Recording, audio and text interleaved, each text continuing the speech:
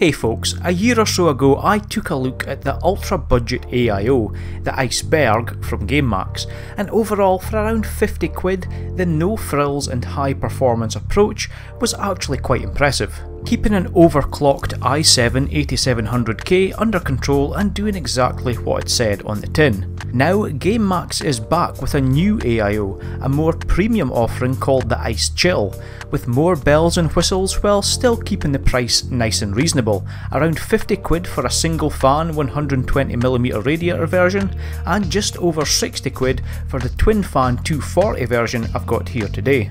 So today we're going to be taking a look at the Ice Chill and seeing how it holds up in my daily driving rig, which for the last year or so has actually been back on air using a beefy twin fan 6 heat pipe tower cooler. So will this budget AIO be able to hold a candle to a good tower cooler? And what exactly are you getting for your money with the Ice Chill 240? Kicking things off with the box, and well, it's a pretty similar story to the older Iceberg, a nicely printed box with everything you need to get going inside and nothing more. Mounts for AM4 and Intel LGA 11.5X boards, and also some included thermal grease. No postcards, stickers or any other frivolous accessories, and in all honesty I'm perfectly fine with that. I would rather the companies kept it simple and kept the price in check, which is definitely the case here. Taking the cooler out and everything is black in a mix of gloss or matte, bar a few feature fittings which are lighter for some contrast. The pump features a nice big cold plate, so it's perfect for Ryzen CPUs, and everything feels really well put together. The Intel bracket is the standard Intel affair and looks no more difficult than any other AIO or cooler, but it's for AM4 users that I firstly really wanted to highlight something which I think is really great. This AIO actually uses the standard AM4 mounting bracket that's already on your motherboard when you unbox it. And for me, it's a fantastic choice. For as good as aftermarket coolers can often be, there's nothing I hate more than having loads of fiddly little brackets to set up just to get a new cooler on.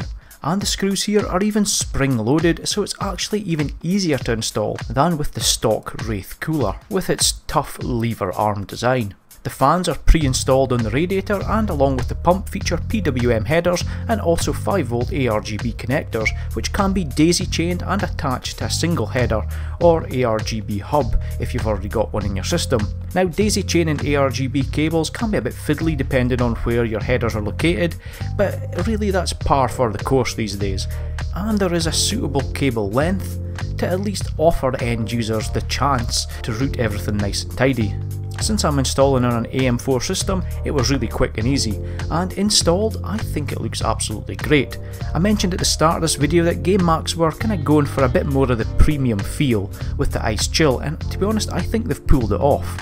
We get braided sleeves on the tubes for starters, which is a nice contrast to the ribbed plastic we saw on the older Iceberg. Other neat touches like the pump housing now having a white lion head logo instead of the usual GAMEMAX green is again appreciated.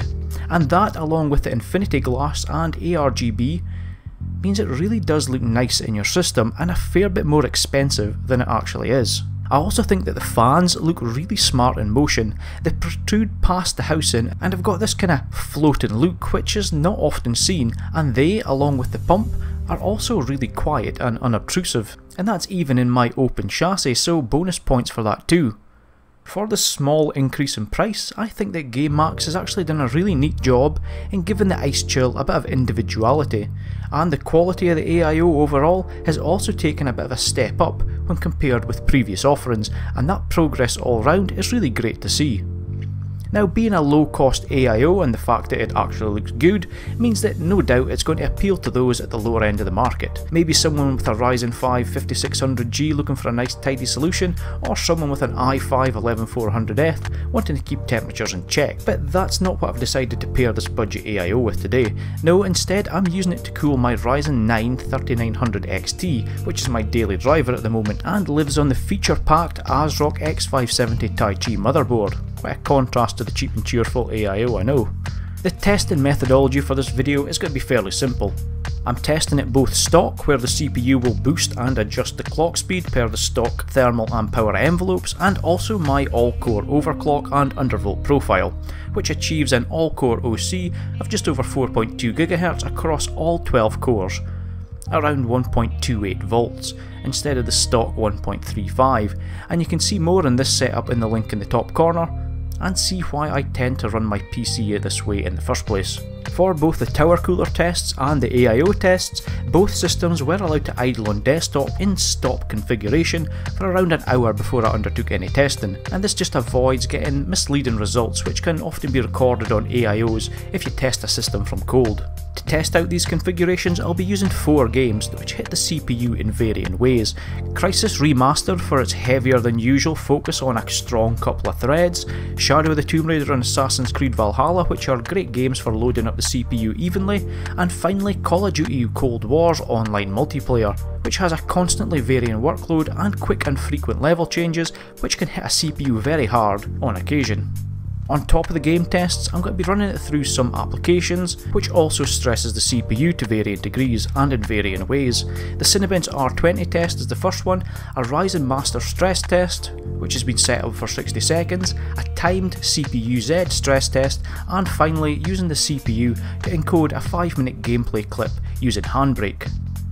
With the stock and overclocked undervolt profile, that means we've got 8 points of comparison for the games and 8 points of comparison for the applications. So with that said, let's see how my tower cooler setup holds up first in games. Now across all 8 tests, the highest peak temperature I've seen was around 75 degrees, which is pretty good for a 12-core CPU. I also recorded the average temperature over the full gaming session for each of these tests, as the peaks were infrequent and related to either large in-game events or level loading rather than actual gameplay. So across all the tests, the average for the in-game temperatures was around 66 to 67 degrees, while the average of all the peaks came out at around 70 degrees C. Now this is a good result for a tower cooler, but it should really be expected, as it wasn't exactly a bargain basement cooler in the first place, with the price coming in very close to the Ice Chill in all honesty. So is there any benefit to the 60 quid Ice Chill over what is a good tower cooler? Well, as it turns out, yes, by quite a considerable margin as well. Overlaying the Ice Chill results from the average and peak temperatures across the same 8 tests show that not only is the game well over 10 degrees cooler, but on top of that, the peak temperature seen on the Ice Chill is actually lower than the average temperatures we've seen on the tower cooler. And across all the tests, the average for the in-game temperatures was around 54 degrees C, while the average for all the peaks came out at around 61 degrees C, which is a cracking result for a budget cooling solution. Of course, we know that games don't really hammer the CPU like they used to, and this is brought out with the application temperature tests, which were consistently higher across the board than the game tests. That said though, regardless of how we try and cut it, which CPU configuration or which test we throw at it, the Ice Chill consistently outperformed the tower cooler by a sizable margin in every single test. Now, it probably won't come as a shock to you at this point that I rate the Ice Chill pretty highly. Not just because it's got great performance, which for just over 60 quid at the time of writing means it should be in your consideration regardless, but because there's such a huge step up in quality and aesthetics from the previous entry level AIOs from GameMax. I love the fans, the braided hoses, the pump aesthetics and the mounting design for the AM4 motherboard. And in all honesty, I would probably recommend the Ice Chill on these factors alone, even if it only matched the big tower cooler's performance. The fact that it smashed the results of the air cooler, while looking so good and being really kind to the pocket, well, I think it's about as close as a home run as you can get when looking at coolers in this price range. And with that, I think I'll wrap it up. What do you think of the Ice Chill with its infinity glass and floating fans?